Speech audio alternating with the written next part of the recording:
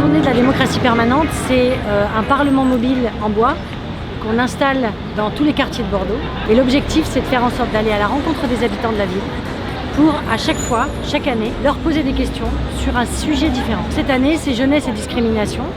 Tous mes collègues ont vraiment cette volonté à chaque fois d'avoir ce prisme jeunesse pour travailler leur politique. Donc on a besoin de se nourrir de la parole des jeunes. Nous allons tourner donc sur les 8 quartiers de la ville de Bordeaux avec quelques focus particuliers, notamment sur des quartiers prioritaires de la ville pour vraiment percevoir l'ensemble de la parole de la jeunesse bordelaise. Ce qui me fait m'engager, c'est sentir que je sers à quelque chose dans mon engagement. Le droit ne va pas venir à nous.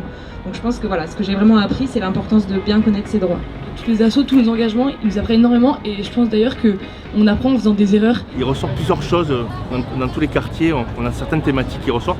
Déjà qu'ils aiment beaucoup leur ville, que le cadre de vie à Bordeaux est assez agréable. En même temps, il y a des préoccupations fortes, on le voit sur l'accès à l'emploi, sur l'accès au logement, sur les problématiques de précarité, c'est des choses qui ressortent. Et sur les sujets plus d'égalité, de sentiment aussi de sécurité dans l'espace public, de lutte contre les discriminations, avec un contexte politique qui est assez anxiogène, remonte dans les expressions de cette jeunesse. Comment on sait quand on a 15 ans ce qu'on va faire? Moi j'étais à 15 ans, je ne savais pas du tout ce que je voulais faire. On est un peu forcé à choisir très tôt ce qu'on veut faire et du coup on joue sur ce qui est le plus...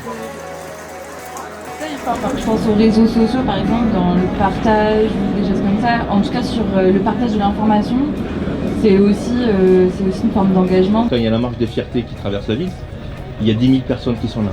Parmi ces 10 000 personnes, beaucoup de jeunes. Donc c'est une forme d'engagement. Cette tournée, on ne peut pas la faire tout seul.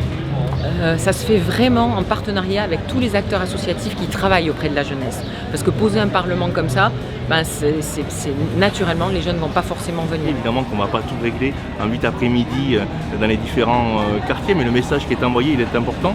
C'est que la ville de Bordeaux, ses services, ses élus sont à l'écoute de la jeunesse et sont prêts, ils le font déjà, de lui donner les possibilités de s'exprimer, de porter des projets, de s'investir davantage dans leur rôle de citoyenne et de citoyen.